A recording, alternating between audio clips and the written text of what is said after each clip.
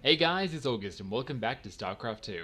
Last time we did the mission Haven's Fall and saw what happened if we side with Solentis on Haven. And I won't spoil it, but it's pretty grim.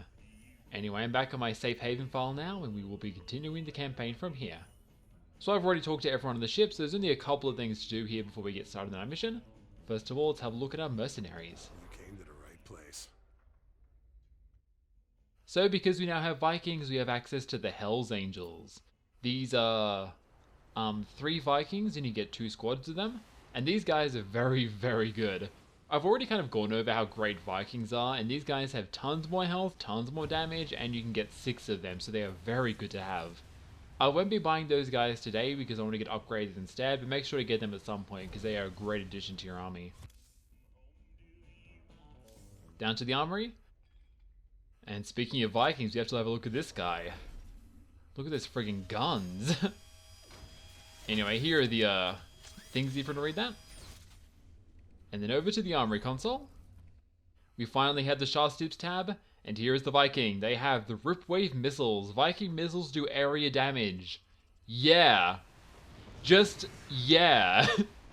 I already talked about how amazing that is for the missile turrets. Now you have a mobile version of that. That is fucking good. And they also have the Phobos class weapon system. Vikings gain +2 missile range and +1 cannon range. This is very similar to what the Goliaths have, but as you can see, it gives them super huge amount of range and they can just destroy things from miles away. So both of these upgrades are amazing.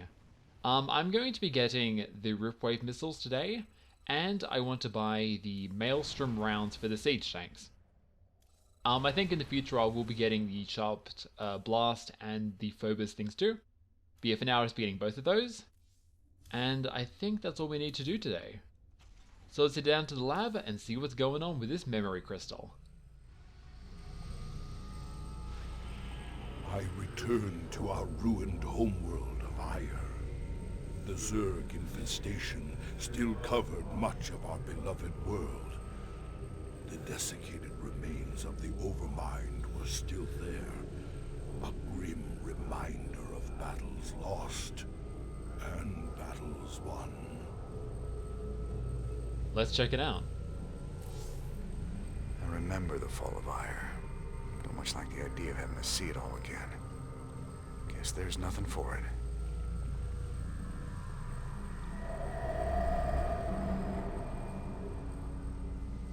At the very apex of its victory against us, the Zerg Overmind grew overconfident. Now, all that was left of the mighty Overmind was a twisted, withered husk.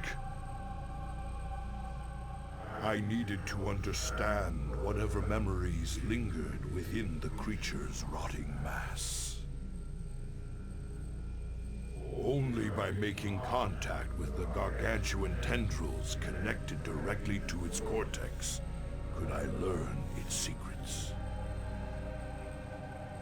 Yet its countless minions, which seemed to be feeding from its dead husk, would prove somewhat problematic.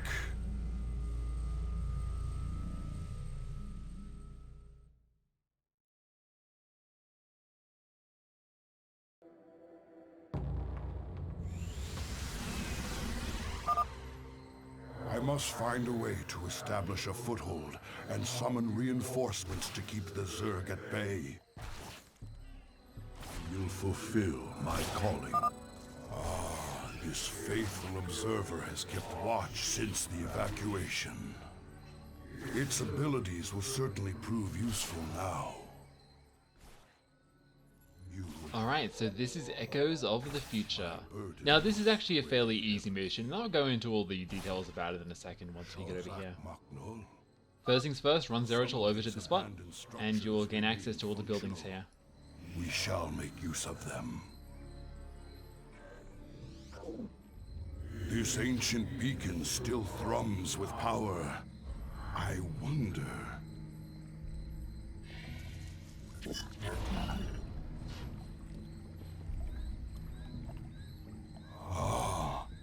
I've heard tales of the mighty colossi sealed away beneath Aiur. The beacon must have awoken these fearsome guardians. The Zerg perceive a threat to their dead master.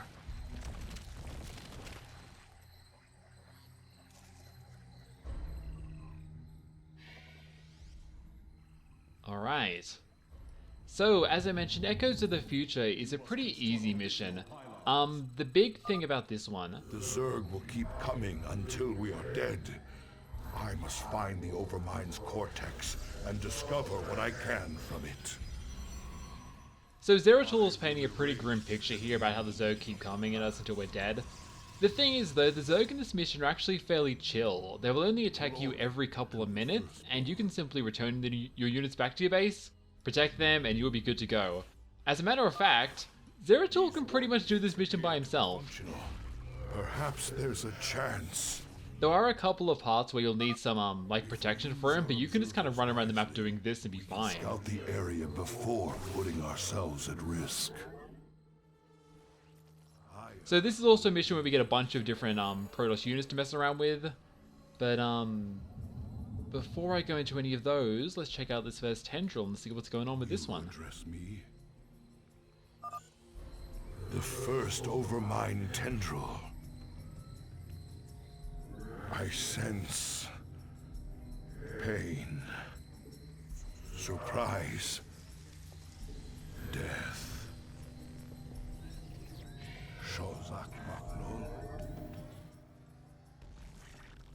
Well, I'm not surprised by that. We did murder him pretty hard in the other game. We must be prepared to defend our base. The Zerg are on the move.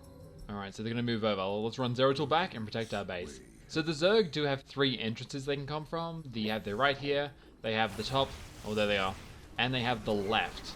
Now the left can actually catch you off guard if you're unaware of it, because they will just kind of pop out of nowhere over there.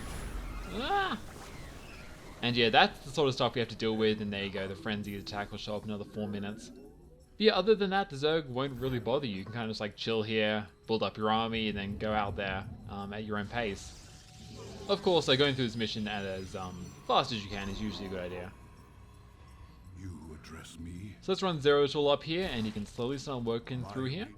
And let's get talking about these new units we have. So the first one is the Protoss Observer, which is the guy there. These are scouts, which are also detectors, and they are permanently invisible. They are really good. They can only be detected by things like missile turrets or overseers like that guy, so watch out. As a matter of fact, we'll have to send some stalkers up here to take out that overseer because we can't destroy him with Zeratul. Let's throw down some more of you things. We have a brand new thing called a gateway, which I'll get talking to in a second because that's very, very important. But let's do this. And yeah, observers are fairly cheap to make, they're fairly easy to make, and they're pretty damn good to have because unless the enemy have detection and know where they are, then they can't really do anything about them. Right, clear all of this out. And we'll definitely want to send some stuff up here to power up these buildings. Powering up the beacons, the obelisks here rather, will provide you with some Protoss research points, so make sure to do that. And we will not be able to get to that robotics bay, I think it's called. Yeah, robotics bay, until we have some stalkers take out its mutalisk. Because I'm not going to mess around with those. So let's talk about gateways, because that's one of the really cool additions to the Protoss in StarCraft II. So the Protoss have these things called gateways, which I'm using to build our zealots, our stalkers, all that jazz. Well, in this game, they actually gave them the ability to warp into what is called a gateway. And gateways basically allow you to summon units anywhere on the field, as long as it's in range of a pylon. So for example, this gateway that's over here can summon a stalker over here. It's in range of the pylon, you can just summon it right in. And so this is a really, really cool addition that really adds a new element to the Protoss, which I think is awesome. Like if you have a base set up across the map and it's being attacked, just summon in some random units. Are you, you know, trying to do some cheese strategies, then put a pylon in your enemy base and summon some units over there. Like there's a lot of really cool stuff you can do with this. and it makes it very interesting and fun to mess around with. And because of that, going mass gateway like this is a pretty, like, I would say normal strategy of the Protoss, because you can just like spam these guys and then just like pump out units as much as you can. Like this. Unfortunately, we are low on supplies, so we'll have to fix that. The one really bad thing about this mission is that the base we have here is fairly small, so we can't really do too much with it. Yeah, Colossi, work through them all. But yeah, like even this is easy. Like, these guys are doing barely anything to us. So let's run Zeratul and all these stalkers up here, and then we can clear out this Mutalisk and take this base. Go guys! Zeratul, of course, is as badass as always, so he will just wreck shit. And let me actually get a probe and run up here. By now that creep should have dispersed, so we can summon some stuff there. Let's get ourselves a robotics facility, and I guess I'll throw that about there. Unfortunately, the robotics facility just doesn't have warp abilities. If it did, that would be quite OP, I think. Oh, that sucks. You stupid underground people. Let's send up those guys to take him out. Also, because you have the ability to warp units in, you can like make a huge army really quickly. Like, it's great.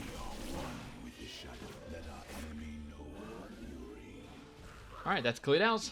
There's the Overlord over there, but that guy's not really, like, really bothering anyone. And I might as well set up another Nexus here, too. You're pretty much fine in this mission just with the original Nexus, but, nah, why not? Those guys can slowly walk up here. Actually, I'm just gonna let Zeratul go by himself. Like, yeah, there's no detectors up there whatsoever, so he can just slowly work through that base. You guys, though, can go over here. Ooh, okay, there's still some infested Terrans over there. Let's make that. Let's make that. Why aren't you summoning a Nexus? What the hell? Is there like a Zergling hiding there? There is. What an asshole. He's not even trying to attack me. He's just like purposely sitting there to block it. Oh, there's a ton of stuff there. God, you assholes. What a troll. Hey, cool though. That is useful. Zeratul. We were trapped within the gate's energy matrix when it was deactivated. You have our thanks. No worries, High Templar. Alright, now let's make that Nexus.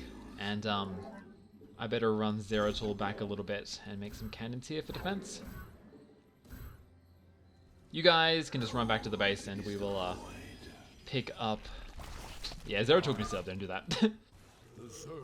But we will, capture these things in a second. So, let's make ourselves an Immortal right now. And I realized when I was editing the last video, I didn't really talk about Immortals that much. Immortals are really badass. These guys are incredibly tanky, fairly powerful units that have these awesome shields. And they only have 100 shields, however they have this ability which means that they can't take more than 10 damage from those shields in an attack. So for example, if a siege tank hits them with like their 70 damage attack, it's only going to do 10 damage. It can't do more than that. Once those shields are down, it can go over that, but you know, until then, like, they can just like tank up so much damage. And so that makes Immortals a great thing to just sit on your front line, because they can just absorb so much damage and allow the rest of your units to get up to the enemy and attack them themselves. That ability is called Hardened Shield, and it is really good.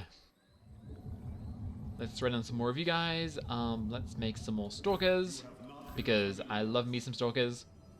And I really need, actually, some more minerals. So how are you going, Zeratul? You're going fine. This is what I mean, like, Zeratul can pretty much handle it by himself. There are some points where he needs some help, but, like, other than that, like, yeah, he's pretty great. Here, though, he'll definitely need some help, so let's run him back. And I'll actually run him all the way down to the bottom of here, and then he can start clearing this out.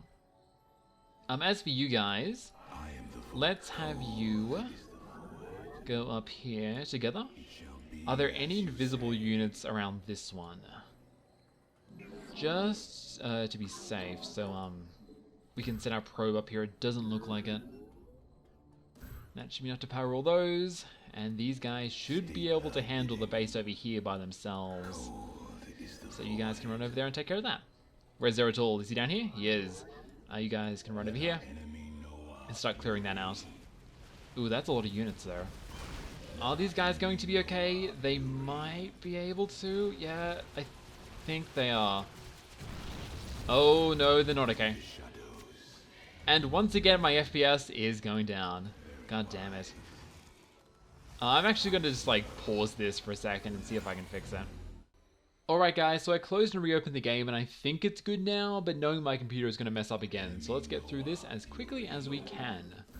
One of the problems of recording on a 5-year-old laptop, I guess.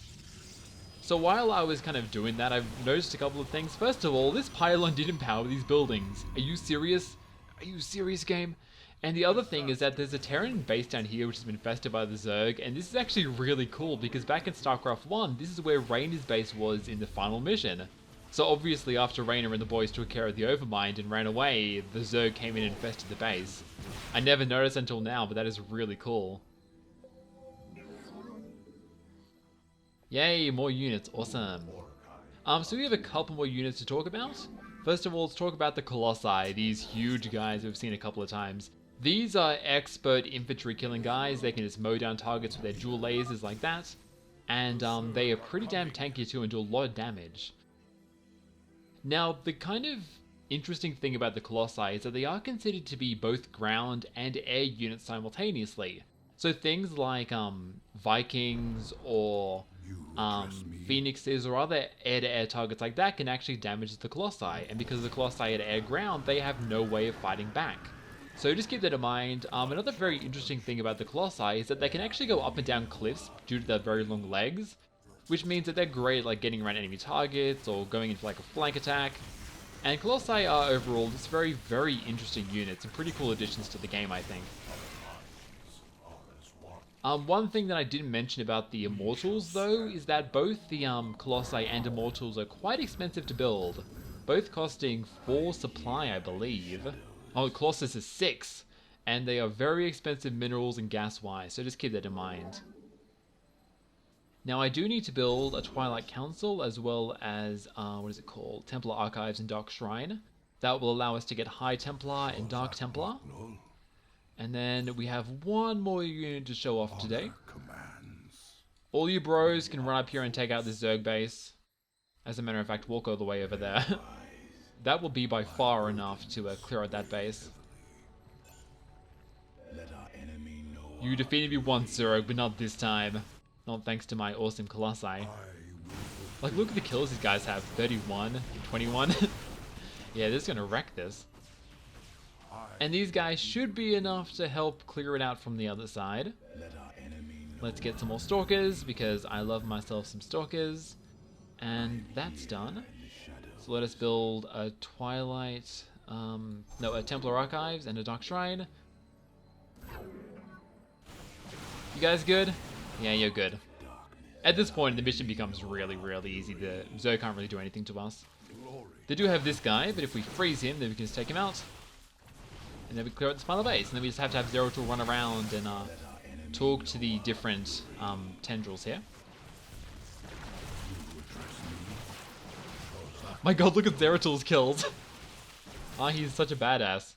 He's getting kind of low on health though. If Zeratul dies, this mission is a bust, so watch out for that. But yeah, this should this is going quite well. Don't kill Zeratul, please. Alright, we're good. We're good. These guys are fine. Let's meet up here and that'll be enough of that. I better make some troops at home just so that the Zerg don't come and murder my base while I'm away. Alright, that's done. Ooh, that's interesting. Yeah, usually in the campaign, they just give you the upgrades for units automatically, so the fact they have to research Kadarian amulets is very strange. Like, oh, Zeratul, are you okay? Yeah, it's fine. Like, yeah, there's nothing at the Twilight Council, there's like nothing at the Dark Shrine, there's nothing at the Robotics Bay, so that one upgrade is very weird. Let's make some Dark Templar here, because these guys are badass. What's going up? No, Zerglings! Ah, shit. All you guys can run up here and clear this out. Ah, I lost that. That's a shame. Not too bad, though. Wait, that was their attack? Just this? Yeah. That's what I mean about this mission when I say it's fairly easy. So the final unit to show you guys is, of course, the famous Protoss Archon.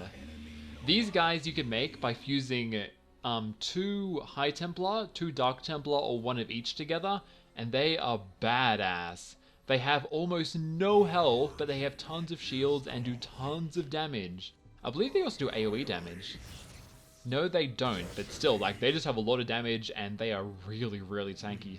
Just like Immortals, these are great guys to have in your front lines, and they're also really good as, like, an emergency thing. So, like, did your High Templars just run out of all their energy and they can't do anything? Well, merge them into some Archons, and there you go. Anyway, looks like we're now done with the Zerg base, so let's run Zeratul around, pick these up, and then we will be good to go. Overmind tendril, I sense death and joy.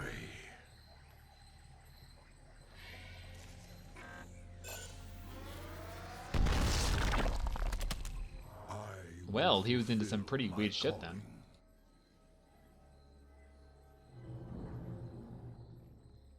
I will be redeemed.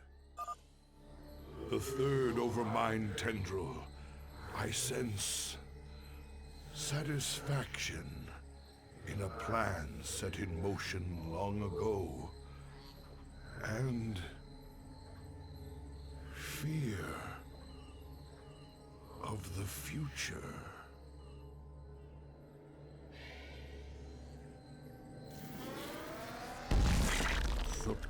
Interesting. Sounds like he might have had an idea about this prophecy too.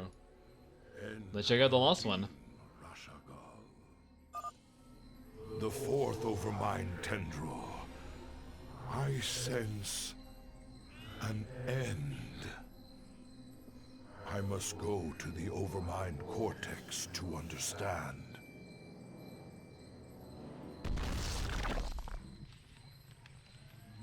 Greetings, brother.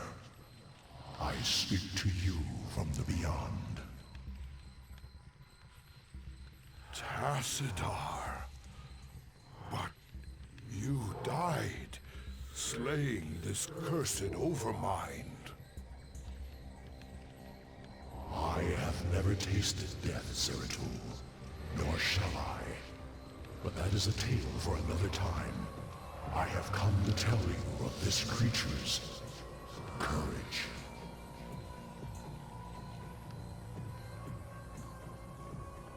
Courage? It was an abomination. Not always. The Zerg were altered. A single overriding purpose was forced upon them. The destruction of our people.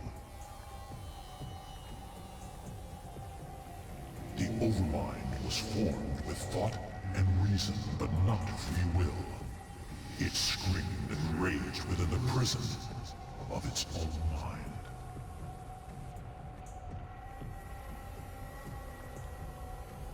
Who did this? Why? I know not. But the Overmind found a way to resist its all-consuming directive. It created a chance, a hope of salvation. The Queen of Blades. Madness. Only she can free the Zerg from slavery, and in so doing, save all that is from the flame. I do not understand, brother. Forget what you know, Zeratul. The Overmind saw a vision. The end of all things. And now, you must see it too.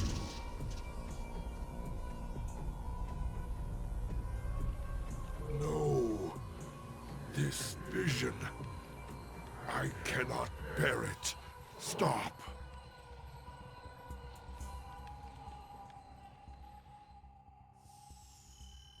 Well then. Yeah, I don't even really know what to say to all that. But I guess that's what actually happened. So, that is Echoes of the Future. Here are our achievements, here is the mission summary, and on to the next one.